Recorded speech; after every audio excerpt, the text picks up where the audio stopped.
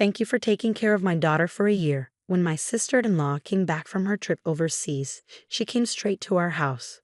She tried to take my almost 1-year-old daughter, thanking me for looking after her own daughter for a year. I got really worried and stopped her, telling her that the baby was actually mine, but she didn't seem to understand. I left her in the yard feeling uneasy. What I didn't know then were the scary things she was about to say, which really scared me. When she saw I wasn't joking, her face went pale. That's when everything started getting chaotic because of my sister-in-law. This all started about a year and a half ago when Megan, my 25-year-old sister-in-law, suddenly came back to her parents' home with a baby. She said, "My husband got moved overseas suddenly, but I'm scared of raising our little one in a foreign place. It's all so new to me. Oh, and I'm pregnant too. I hope our kids can be friends. If it's Kristen's baby, they'll be so cute together. It's weird to think of being friends with my sister-in-law," Megan said. Megan was friendly and talked to me easily, even though I was a bit older. It made me think we could be good friends. Even after I had my own baby, I lived in a separate house with my 30-year-old husband, while Megan stayed with her parents. It's great that Megan's place is nearby. We can hang out whenever we want. I thought we'd all get along well with her and my husband's parents, I thought. But soon, I realized I was being too trusting. After moving back in with her parents, Megan started revealing her true self bit by bit. "Sorry, Kristen. I have something urgent and can't take care of my baby. Can you watch her for me?" "Sure, but what's going on?" "My dad hurt his back. I need to get him some patches," Megan would explain. Feeling sympathetic, I happily took care of her baby. But this became a regular thing, with Megan always finding reasons to leave her child with me. That wasn't the only issue, though. "Sorry, I need you to look after my baby again today, Kristen." "Megan, are you lying to me?" "What? Why would you say that?" Her reaction was over the top, making me sigh. "Do you think I'm clueless? Your dad has never had back problems." Did I say that? I can't remember. She couldn't even keep track of her lies. And there was more. "Hey, someone said they saw you out in town." "Huh? Who snitched?" "No, it must have been someone who looked like me." "Who are you going to believe?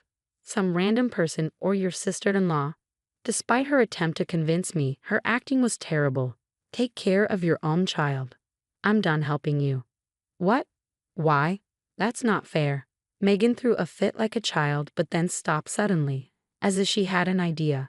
"Fine. I'll make you want to take care of my child yourself." "What do you mean?" Instead of answering, she smirked, grabbed the baby, and left our house. Feeling uneasy, I talked to my husband and in-laws about Megan's behavior, but it was like talking to a wall. She showed no remorse or understanding. And she had a plan. One afternoon, while I was napping on the couch with my pregnant belly, I heard a baby crying. Is it from a neighbor's house? It sounds too close, I thought. Then my phone rang. "Hello, Kristen speaking." "Hey, Kristen, please take care of my baby." "What? Didn't I tell you I won't watch her anymore?" Megan chuckled like my refusal was funny. "It's too late. I already dropped my baby at your doorstep a while ago." I rushed to the door, alarmed. "I found a baby crying on my doorstep, Megan." "What were you thinking?" I exclaimed. "Well, you were being mean, so I had no choice," Megan replied, sounding gleeful as if she had just pulled off a prank. "I told you, didn't I? I'd make you want to take care of my child. You wouldn't leave a baby on the doorstep, right?" "Stop joking. Where are you now?" I demanded. "Guess if I suppose it's hard for you to go out since you're pregnant." Megan laughed and abruptly hung up. When I tried calling her back, her phone was turned off. Despite my protests, when she finally returned in the evening, she ignored my words. This kept happening until I reluctantly started checking the doorstep and taking the baby whenever Megan called. Megan unapologetically said she was helping me practice for my upcoming childbirth, expecting me to be thankful. I'm not asking for thanks, but isn't there something to be said about attitude? I got more and more annoyed and stressed by her actions. This went on for 6 months until something happened a year ago. Going abroad for a bit. That's all Megan left before disappearing suddenly. No one knew where she went, but it wasn't surprising considering her habit of spontaneous trips funded by her part-time job earnings. My husband casually mentioned, "It's nothing new. She probably went to see her husband since he was transferred overseas." We assumed she took her baby to meet its father. Our family, caught up in our own worries, hardly talked about Megan. Just before she disappeared, I went into labor 2 weeks early and was rushed to the hospital, caught off guard by the sudden birth of our beloved daughter. With all the commotion of an unexpected delivery and adjusting to being new parents, discussions about Megan faded. Before we knew it, a year had passed since she left. As my daughter's first birthday approached, our peaceful life was disrupted once again by Megan. "I'm back," her familiar voice echoed through the unlocked front door. "Megan, you're back from overseas?" I asked, hardly believing it. Ignoring what I said, she went straight to my daughter. "Thanks for looking after my daughter for a year," she said suddenly, then tried to take my child away. "Hey, what are you doing with my child?" I exclaimed, quickly taking her back. Megan looked confused. "Come on, just because you've had her for a year doesn't mean you get to act like her mother. This child is really my daughter." Both of us were confused for a moment. "Megan, didn't you take your own child with you overseas?" "What are you talking about?" "I left her in your yard," Megan said, cutting me off. It seemed like we were talking past each other, but I felt something awful might be happening. "You mentioned leaving a child for a year when you went abroad. You left her in my yard, and that's what I've been saying." At that time, I had just given birth to this child and was in a hospital due to poor health, so I really don't know where your child is now. Shocked by the revelation, Megan's face went pale as she stuttered in disbelief. "This is serious. We need to call the police," I said, reaching for my phone. But Megan grabbed my arm with trembling hands. "Wait, please don't call the police." "But how can we not?" "Please, I'll be in big trouble if you do," Megan said, looking really scared. I understood how serious the situation was, so I decided to tell our family about it. I called my husband and our in-laws to explain what was going on. But when I finished the call and turned around, Megan had disappeared. I was upset that she ran away when I wasn't looking. I felt really angry at Megan. After I called them, my husband and in-laws came to our house. My husband told us that there was indeed a baby in the yard while I was having our baby at the hospital. He didn't know much about Megan's baby and thought she took it away somewhere. He called the police to take care of the baby. We were so focused on our new baby that we completely forgot about that incident. Megan's child would have been around 1 or 2 years old when she finally returned. It's likely she confused my child with her own because they were close in age. After talking with the police, we found out Megan's baby was safe at an orphanage, which was a relief. I decided to let my husband and in-laws take care of Megan's child. But what worried me more was how scared Megan seemed. Her level of fear was unusual. There had to be more to this situation than met the eye. My gut feeling was right when I decided to take action. "It looks like we need to teach her a lesson," I told my husband and in-laws. I had something on Megan that I never thought I'd use, but now was the time.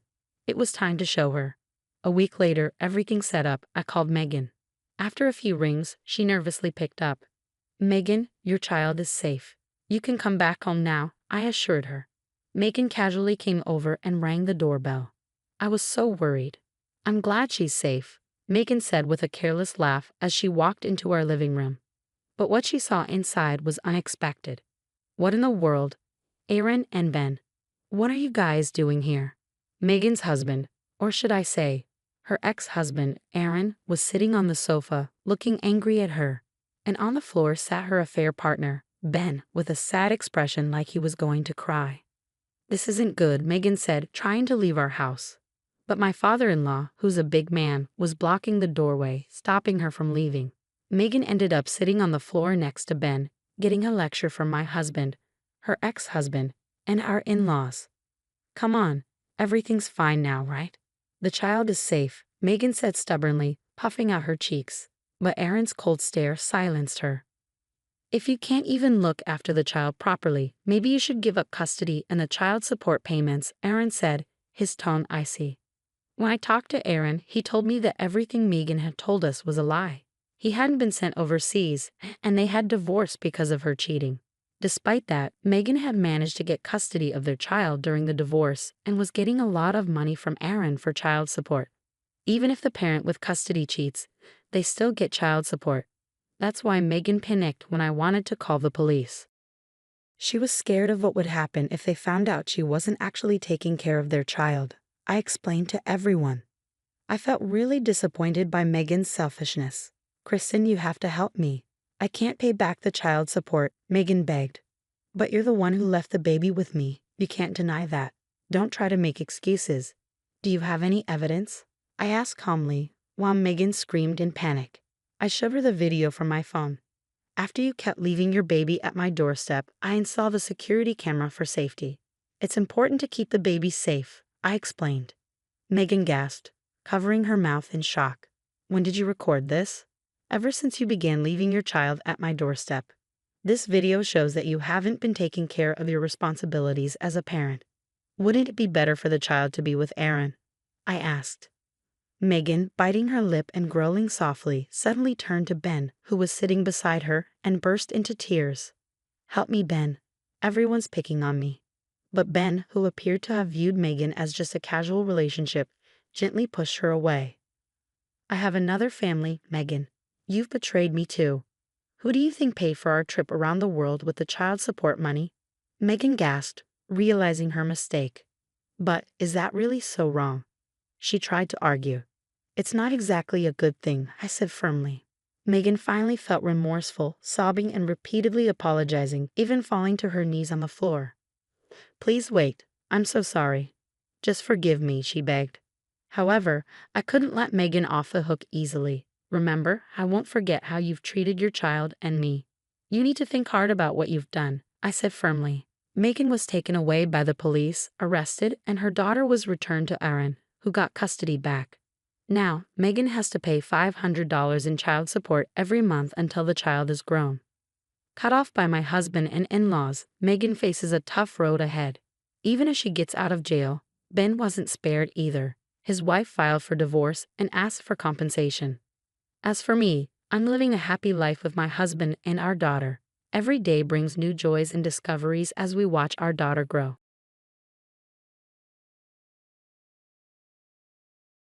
My mother-in-law surprised me by saying, I'm leaving with my son's new wife, so you'll take care of my husband from now on. It shocked me because it meant she was supporting her son's affair.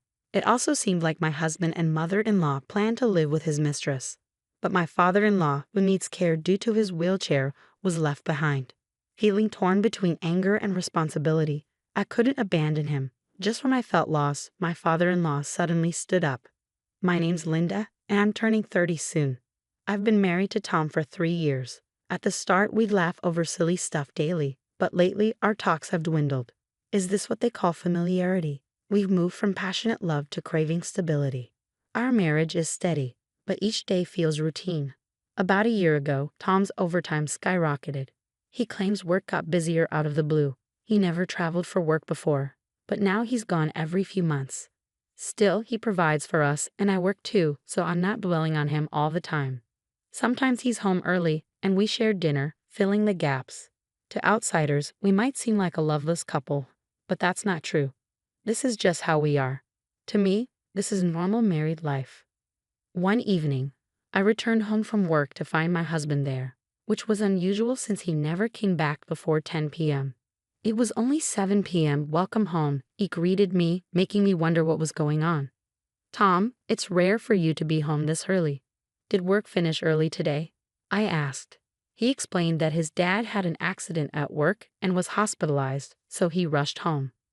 I was shocked to hear about his father's accident. His car was hit by another running a red light, leaving him paralyzed in both legs and an arm. It was devastating news. My father-in-law, who loved outdoor activities like hiking and fishing, would now be confined to a wheelchair. He always treated me like his own daughter and offered help whenever needed. Seeing him in this condition was heartbreaking. My husband learned about his father's accident from his mother since he works at a different company than his father. He seemed frustrated because he couldn't visit his dad right away. I was also deeply saddened by the news of my kind father-in-law's wheelchair-bound condition.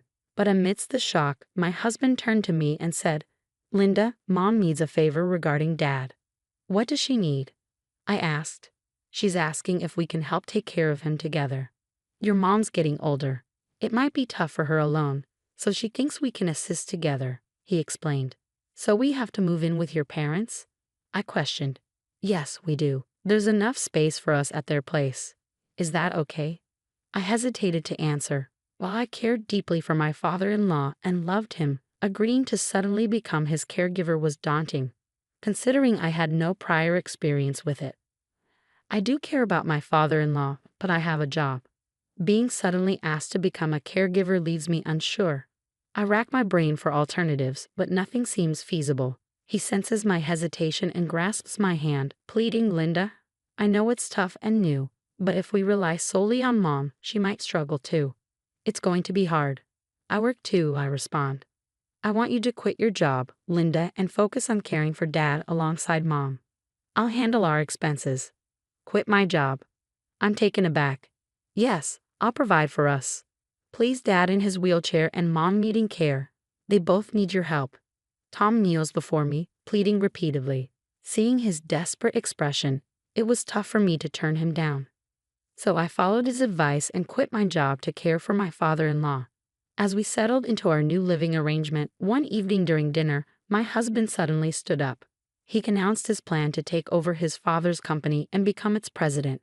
My father-in-law appeared surprised but secretly pleased at his son's decision. With tears in his eyes, he addressed Tom. I can't believe you're saying this. You always said you wouldn't work at my company. Well, I was just hesitant before. But in this situation, I can't leave the company unattended, can I? Tom responded. Thank you, his father-in-law said sincerely. Concerned about the company's future, I contemplated leaving it to someone I trusted. When Tom expressed his willingness to take over, I felt reassured and agreed. I knew you'd accept. I'll do my best as a son, he promised. Please do. Ensure a good working environment for my employees, I requested. Of course, he assured me. With this understanding, Tom assumed the role of president while I became the chairman. Despite the traditional retirement connotations of the chairman position, there was still much work to be done. However, I soon realized that Tom was effectively running the entire company, leaving only my name behind. 2 months flew by since Tom became president. During this time, he started coming home late every night. Initially, I chalked it up to him adjusting to the new role. But it seemed odd to work overtime consistently for 2 months. Another reason for my growing suspicion was a particular smell he carried one evening when he returned. I found myself unable to sleep, waking up past midnight feeling thirsty. Hearing Tom enter, I greeted him and noticed the scent of soap on him. His reaction to seeing me was suspicious, quickly deflecting my comment about his late hours. It's late. Are you still awake? He asked.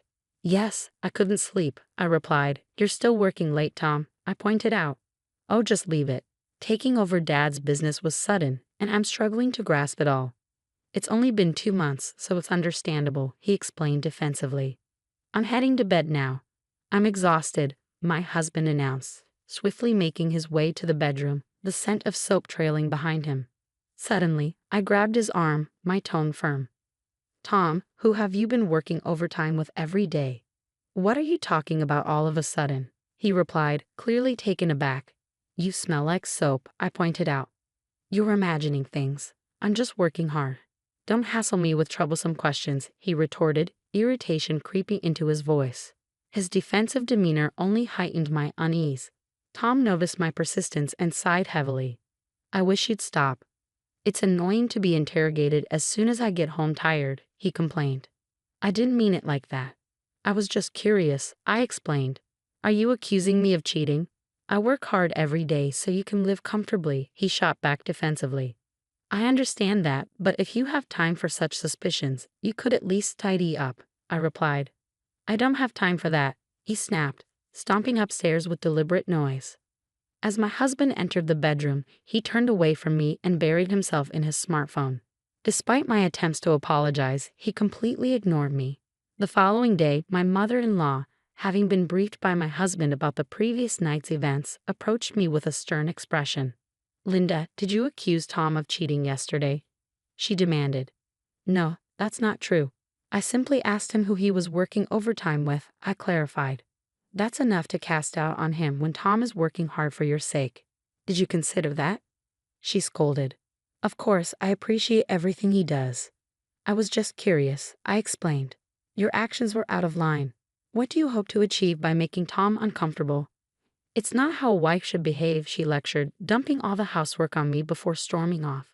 Despite her facade of sharing household chores, my mother-in-law doesn't hold me in high regard. In reality, I'm the one who handles all the housework and cares for my father-in-law during the day, while she conveniently finds reasons to be out until evening. My father-in-law, who spends most of his time in his room, remains unaware of my mother-in-law's frequent absences. He rarely ventures out except for occasional meetings with company representatives. Additionally, my mother-in-law has warned me, don't say anything strange to James and Tom.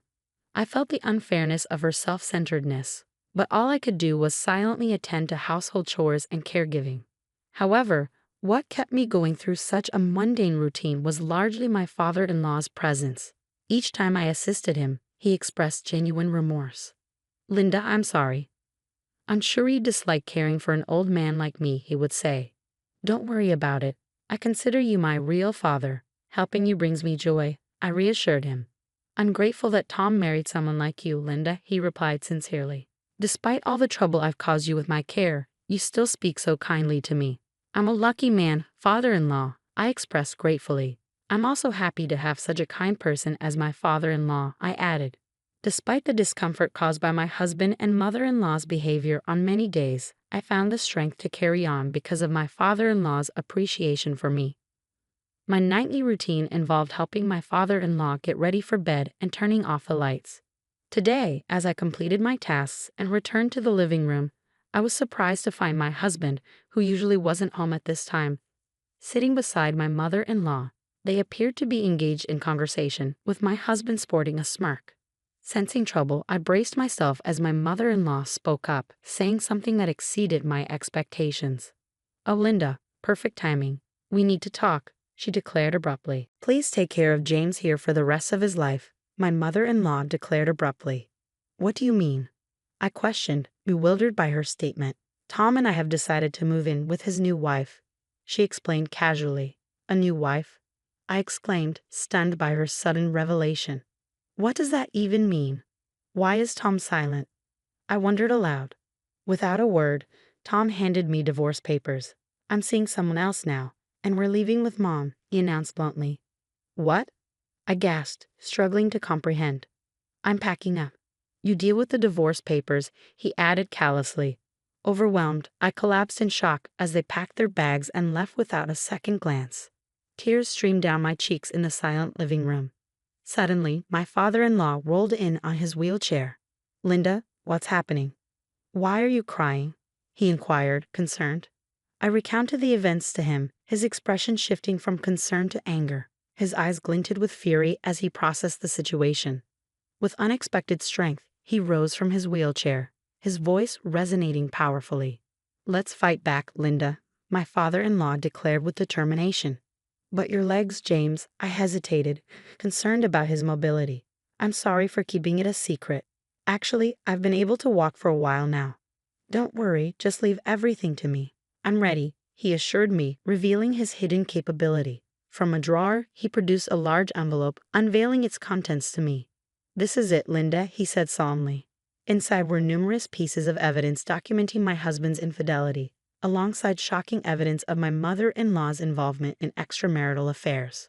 According to my father-in-law, suspicions arose when Tom consistently left work on time, despite returning home well after midnight each night. Perplexed by this behavior, he tasked trusted employees to monitor Tom's activities. Through further investigation, it was revealed that both Tom and my mother-in-law were unfaithful. Remarkably, my father-in-law had even uncovered evidence suggesting my mother-in-law's awareness of Tom's affair, including incriminating photographs of the trio together. My father-in-law revealed that he had recently obtained the evidence and debated when to inform me. "I know it's not right to say this, but I'm glad I could tell you." "What do you want to do, Linda?" he inquired. "I can't tolerate this any longer. I want to fight back," I asserted. "Understood.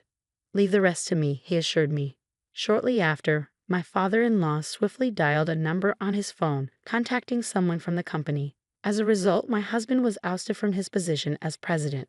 Following my father-in-law's guidance, I initiated divorce proceedings, leveraging the evidence of infidelity to demand a fair division of property from Tom. About a week later, Tom visited my parents-in-law's house, visibly outraged. He addressed me and my father-in-law sternly. "Hey, Dad, what's all this about? How does infidelity relate to being ousted as president?" "Shut up," You neglected my care and caused Linda suffering. You were not ready to be president. I disown you. You are not welcome in this house," my father-in-law retorted firmly. Tom collapsed to his knees, tearfully pleading with me as I regarded him with disdain. "Linda, I beg you. I'm willing to cancel the divorce. Please persuade Dad with me. I'll end things with the other woman if you drop the property division demand," he implored.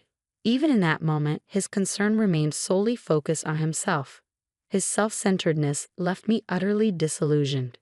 To shake off the lingering gloom, I adopted a bold stance and declared, "Withdraw the divorce, do you hear me? What are you even saying now? I never wanted it in the first place. I'm relieved to be rid of someone like you. I won't ever return to you," he retorted coldly. "So you filed for divorce?" I asked, taken aback. "Of course. Why should I remain married to someone like you? Your divorce and dismissal as president were entirely your own doing. You reap what you sow," he sneered. "What are you talking about? Those divorce papers were just a bluff," I protested. "I thought as much. You, your mother, your mistress. I hope you all suffer together. Don't expect any sympathy from me," I snapped, ushering him out and slamming the door shut. Tom's cries echoed from outside. "Please help me. I was wrong. I don't want to lose you. Please forgive me, Linda." "Dad, don't abandon me," he pleaded desperately. James and I remained silent, unmoved by his pleas. Upon learning of Tom's dismissal as president, his mistress wasted no time in evicting both him and his mother from their home. With no other options, they were compelled to reside in a budget motel for several days. Losing his job drained Tom and his mother's savings, leaving them struggling to make ends meet. They resorted to taking on day labor jobs, but their income was insufficient to cover even basic expenses.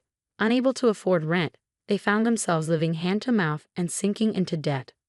Meanwhile, I continued caring for my father-in-law in his home even after the divorce. "You're welcome to stay here as long as you need," he'd assured me. Grateful for his generosity, I opted to remain by his side.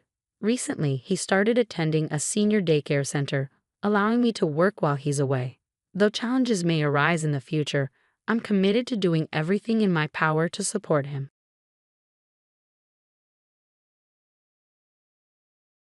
I decided to marry my boyfriend Ethan and went to meet his family, but they didn't like me at all. They told me to never talk to them again. Maybe it's because they're used to getting what they want because they're attractive. My mother-in-law and sister-in-law were mean and jealous of anyone who had something they didn't. Unfortunately, they targeted me. Even my father-in-law and brother-in-law joined in and rejected me too. But a few months ago, I got back at them in a big way. I'm Amy, I'm 27 now, and I'm living happily with my husband, cute kid, and my parents.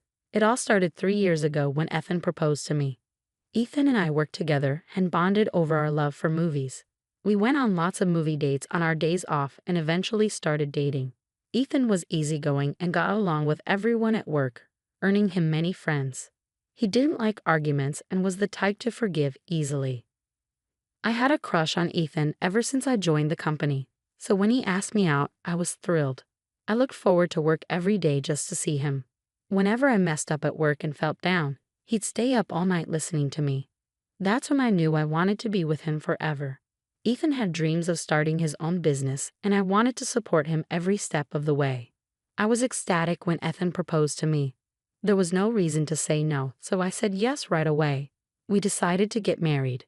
The weekend after Ethan proposed, we went to my family's house to introduce him to my parents and tell them about our plans. Ethan got along really well with my parents, especially my dad. They liked him a lot and were happy for us. Seeing Ethan chatting happily with my parents made me feel really lucky to have him.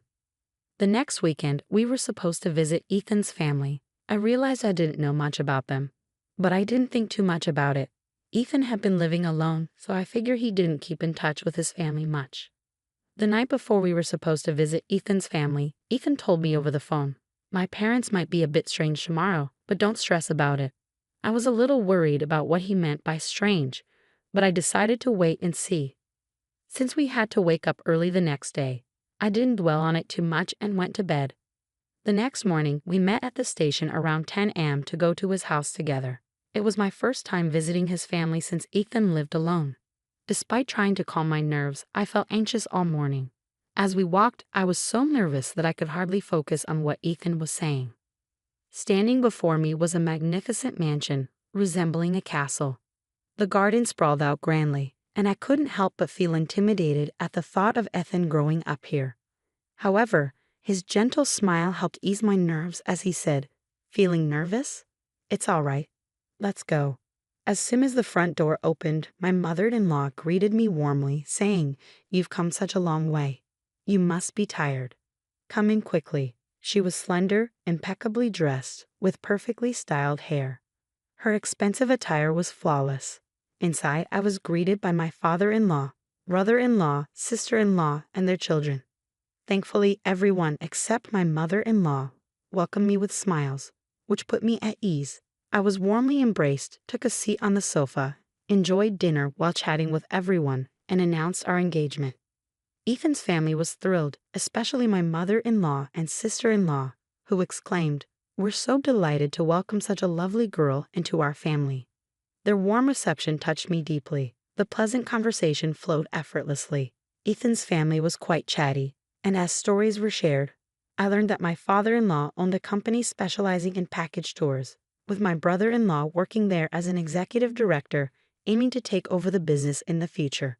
Meanwhile, my mother-in-law and sister-in-law were devoted homemakers who also pursued interests like dance classes and flower arranging during the day. My sister-in-law took great care of her appearance and exuded confidence. My father-in-law was exceptionally kind, always wearing a smile and effortlessly easing any nervousness I felt by engaging me in various topics. I was genuinely relieved to see he was a good-hearted person. In the midst of the pleasant atmosphere, a conversation with my father-in-law shifted the mood. "Amy, I heard you work at the same company as Ethan. Are you a temporary worker there?" "No, I actually started as a full-time employee right after finishing university, just like Ethan. The company where Ethan and I work is a well-known corporation, highly sought after by job seekers. Securing a full-time position there is quite competitive, but fortunately, I was hired fresh out of college." "Oh, really? Where did you graduate from?" "I graduated from Harvard." That's incredible. That's incredible. You must be very talented. I'm proud to have someone like you joining our family. Amy's amazing, isn't she? She's hardworking, skilled at her job, and sharp-minded. I'm thrilled to marry her." Both my father-in-law and Ethan praised me, which was a bit embarrassing. In reality, I attended a prestigious university in the U.S., studying tirelessly throughout high school, even sacrificing sleep. My parents, despite financial challenges, worked hard to put me through college.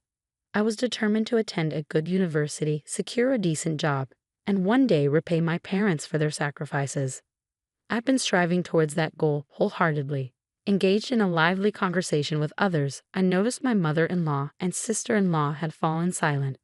Concerned, I tried to steer the conversation in a different direction. Seeing a beautiful flower arrangement on the table, I asked my mother-in-law, "Did you arrange those flowers?"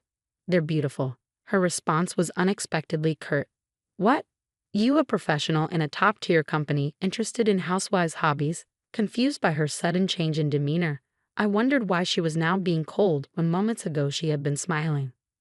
My sister-in-law added, "With your high education, you probably think housewives only talk about flowers."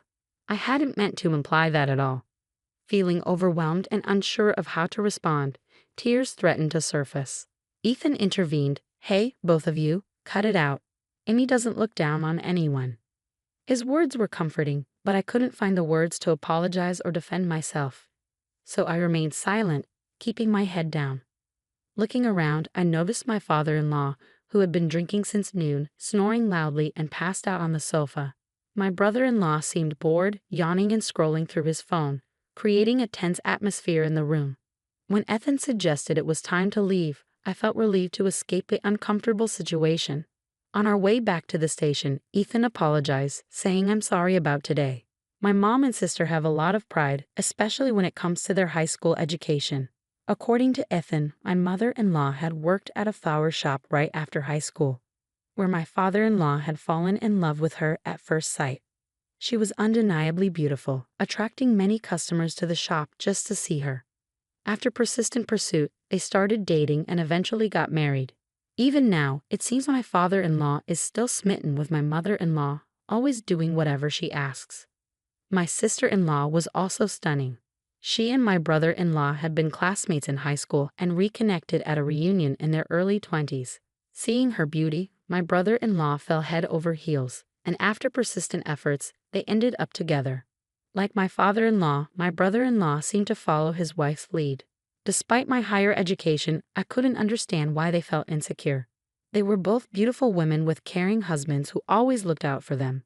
Yet, I couldn't shake off a lingering sense of unease and doubt about marriage. Nevertheless, with approval from both families, we began planning our wedding. Although some uneasiness lingered, I believed that open communication would help us understand each other better. "Don't worry. I'll always support you, Amy," Ethan reassured me, helping me stay positive. After nearly 6 months of meticulous preparation, just a day before our wedding, Ethan's phone rang. It was his mother. After a brief conversation, Ethan's shocked expression hinted at something unexpected.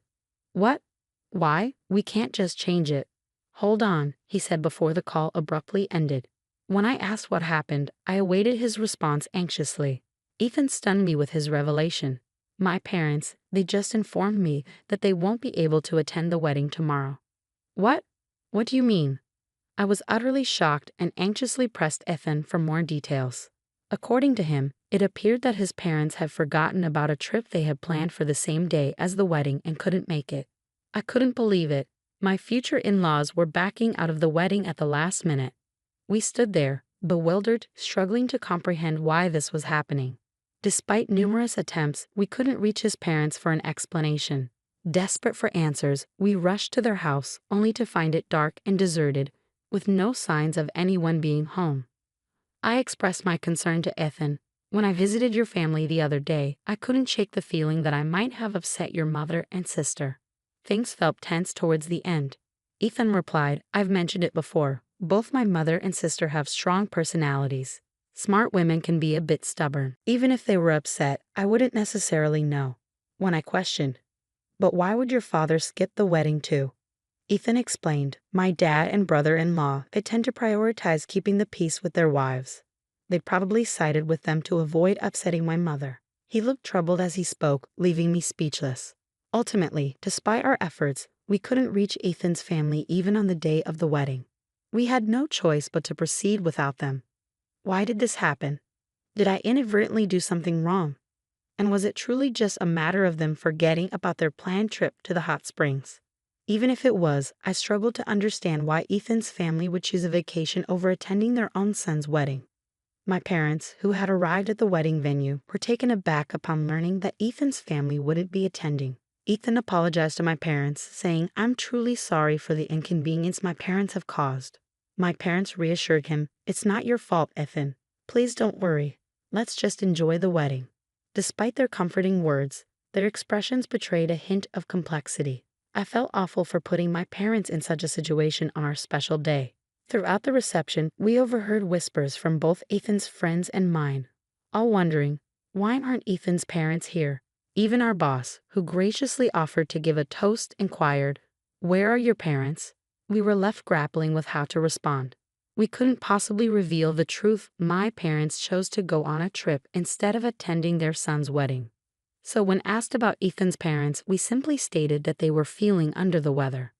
What was meant to be a joyous occasion turned into a mentally draining ordeal. A few days after the wedding, Ethan and I visited his parents' house to share the news that the ceremony had concluded. "Oh, Amy, it's been a while. How was the wedding? Did you have a good time?"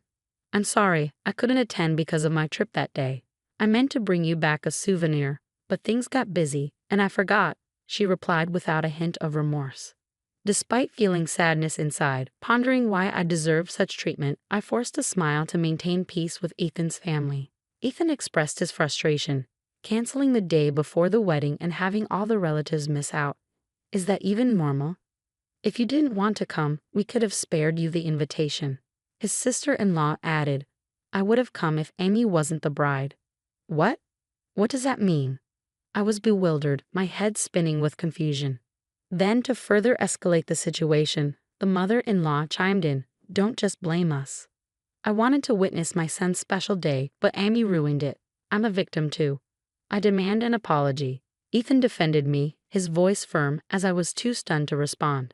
Amy didn't cause anything. She's innocent. Finally, the usually silent father-in-law erupted. Enough. How dare you barge in here on our day off to complain? Is that why you're here?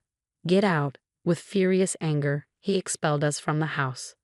As I slipped on my shoes at the doorway, a sharp prick startled me. Ouch! In a rush, I lifted my foot, spotting a caterpillar squirming inside my shoe. Roast out, I hopped outside and released the critter. My mother-in-law and sister-in-law, who had been observing, asked, "Are you all right?" with a spiteful chuckle. Eager to leave, I mumbled, "Sorry for the trouble," and made a swift exit. But my mother-in-law halted me. "Amy, please avoid getting involved with us, except for weddings and funerals." Huh? Before I could inquire further, she shut the door abruptly, ending the exchange. Confused about my apparent offense, all I wanted was to bond with Ethan's family. During the journey home, Ethan repeatedly apologized. "You don't have to force yourself to engage with my family anymore. I'm truly sorry."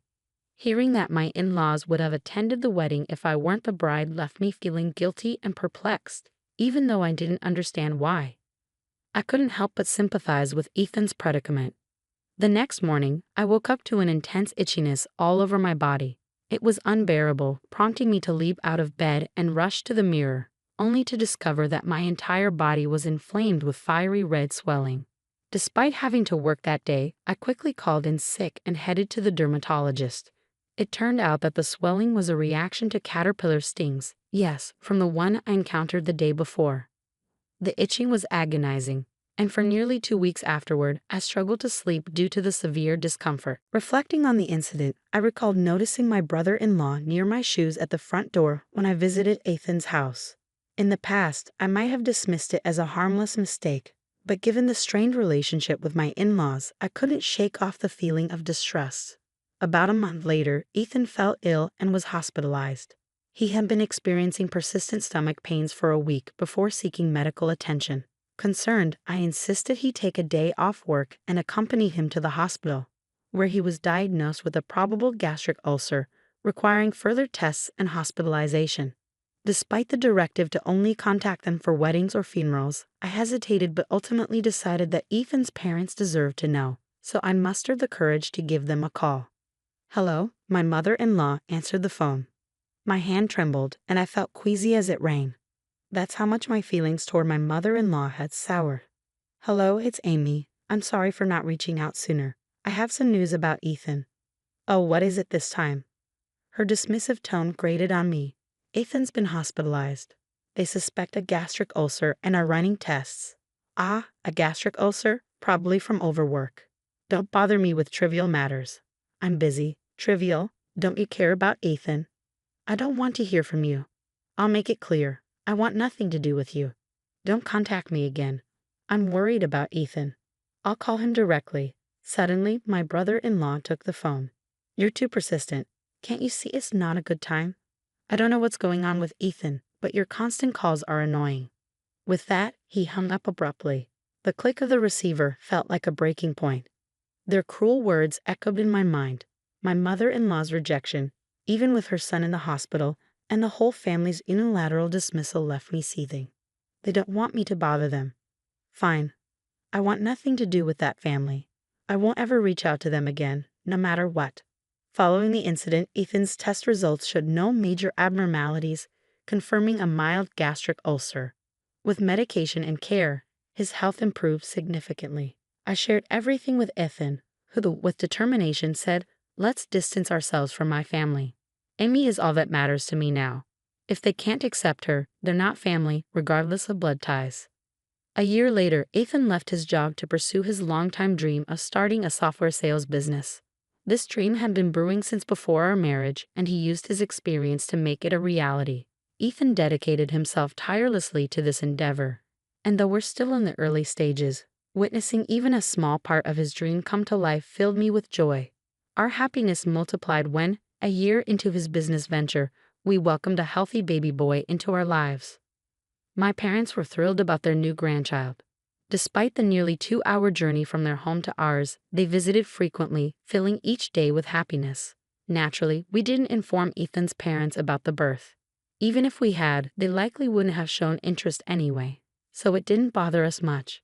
Since the phone call, we hadn't heard anything from them, which was a relief. It felt comforting to be free from the stress of dealing with Ethan's peculiar family.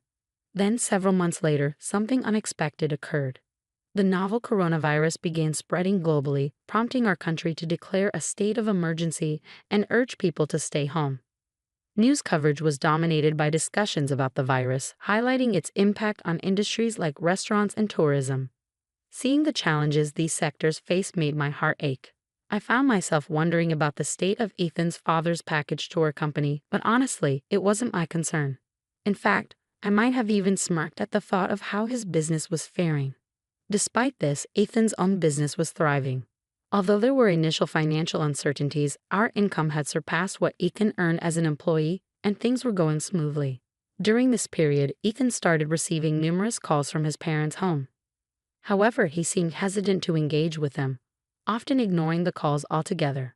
Voicemails piled up, but Ethan chose not to listen, adamant about distancing himself from his family. I frequently reassured Ethan, saying, "You don't need to worry about me. It's okay to reach out to them." Despite my disdain for his family, I felt guilty about potentially causing Ethan to sever ties with his parents. Yet Ethan remained steadfast, insisting, "Amy is the most important person in my life, not my parents. If they can't accept you, even as my parents, they hold no value to me." I felt a mixture of sorrow and admiration for Ethan's unwavering loyalty. Despite Ethan's ongoing refusal to answer calls from his parents, a letter arrived one day from their family home. Its contents were straightforward. "Our business is on the brink of bankruptcy, and we need to discuss urgent financial matters." Their audacity was astounding, considering they had cut ties with us. They demanded immediate contact, but we chose not to respond. Let them deal with their own troubles. That's what they deserve. Soon after, my phone began to ring incessantly. Since I was at work, I didn't notice the call, but a voicemail was left behind. It seemed Ethan's parents, unable to reach him, resorted to contacting me despite my earlier request not to. Reluctantly, I listened to the message only to hear, "Is this Amy's number? If Ethan keeps ignoring me, I'll pay him a visit. Make sure he knows." That was the extent of the message. 2 days after the voicemail incident, Ethan had a rare day off as it was Saturday. We were enjoying a peaceful family time at home, discussing our plans for the day after lunch when the doorbell suddenly rang. Glancing at the monitor, I saw my 4 in-laws standing outside. Ethan, noticing my shock, approached to see for himself. With a heavy sigh, he suggested we ignore them, confident they would leave if we didn't open the door. But I felt differently, thinking it would be pitiful to leave them standing outside after they had made the effort to visit. Ethan hesitated for a moment before agreeing to unlock the door. But pitiful? I couldn't bring myself to feel that way about such unpleasant in-laws. I intentionally kept the voicemail from Ethan, knowing it would draw them to our doorstep eventually. My surprise at seeing them on the monitor was just an act. I anticipated their arrival. There was a motive behind letting Ethan's parents into our home. A retaliation was brewing, and it was time for a showdown. As soon as the door swung open, the 4 of them barged in without any sense of courtesy. Annoyed, they grumbled about the delay in opening the door. Their lack of manners was astonishing. Upon entering, Ethan's mother noticed our son playing happily with his toys and questioned his identity. I calmly replied that he was our son.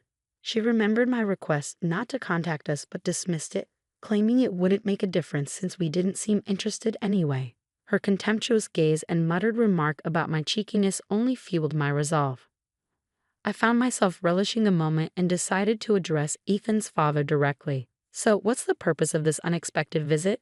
It would have been courteous to inform us beforehand if you intended to drop by," I remarked casually. Ethan's father, visibly irritated, retorted, "Didn't you read the letter?" "You mean the one that arrived 2 days ago?" I countered. His response was laced with frustration. "If you had read it, you would have contacted us." It clearly stated the urgency of the matter. Swiftly, I replied, "Oh, you wanted me to reach out? But you made it clear you wanted no association with us." I saw no reason to comply. Suppressing my amusement at the stern expressions of the 4, I noticed Ethan, my husband, staying silent, wisely allowing me to navigate the conversation. It was incredible to think he was raised by parents lacking such basic sensibilities. Suddenly, my father-in-law's demeanor shifted, and he began pleading, "I apologize for the past." With COVID wreaking havoc on our business, cancellations are rampant and new bookings are non-existent. If this persists, we face ruin. Can you spare some financial assistance? I remained composed as I responded, "I sympathize with your situation, but I must decline. It's not easy to extend help to someone who's severed ties." However, genuine remorse might sway my decision. Enraged, my father-in-law erupted, attempting intimidation with a furious glare. Unfazed, I stood my ground, resolved to handle things my way. I made no demands, the choice was theirs. "You're welcome to leave if you'd like," I offered calmly. My father-in-law's frustration began to boil over, and he started pleading, "Please, I'm sorry. Help us out." Ignoring his pleas, I maintained my composure. Eventually, he instructed the others to apologize as well, and soon all four of them were begging. With a smile, I politely declined, saying, "No, thank you." Enraged by my refusal, my father-in-law slammed his hand on the table, shouting, You act all high and mighty when I'm humbling myself." He grabbed my collar, catching me off guard. Before I could react, Ethan intervened, firmly stating, "Dad, don't lay a hand on Amy." Ignoring Ethan's warning, my father-in-law demanded, "Are you taking your wife's side over your parents?" Ethan's response was unwavering. "Amy is the most important person to me right now. I can't condone mistreatment towards her, even from my parents.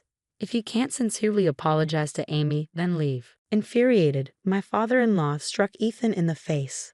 Amidst the chaos, I attempted to reason with him, but his anger only intensified.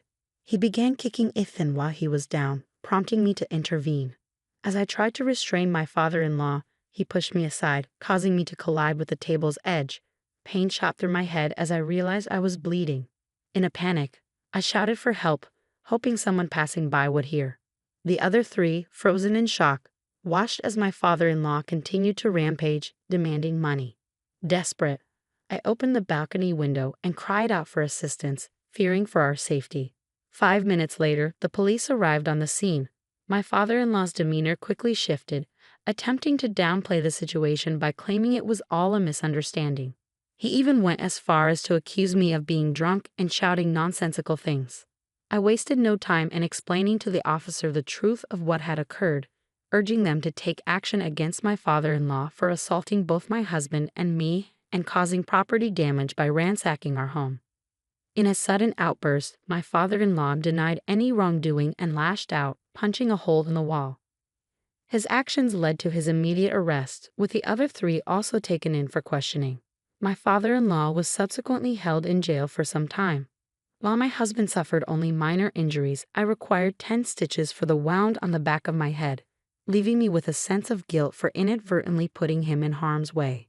It later became apparent that my in-laws had been manipulated by jealousy, with my mother-in-law and sister-in-law instructing my father-in-law and brother-in-law to treat me coldly. Unable to resist their influence, they followed orders, leading to the series of events that unfolded.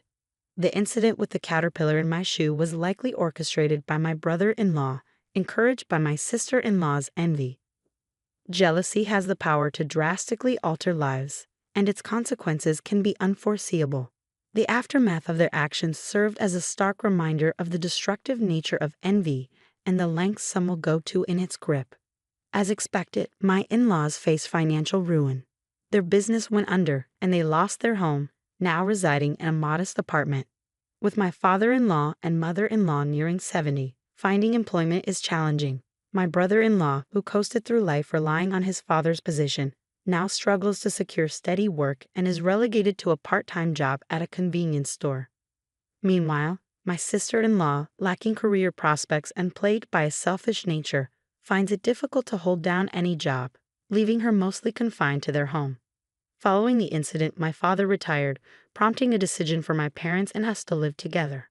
Surprisingly, it was Ethan who suggested this arrangement, concerned about my parents' well-being in their senior years.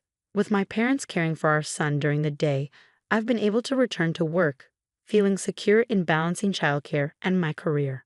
Life with my loving husband, supportive parents, and cherished son is truly fulfilling.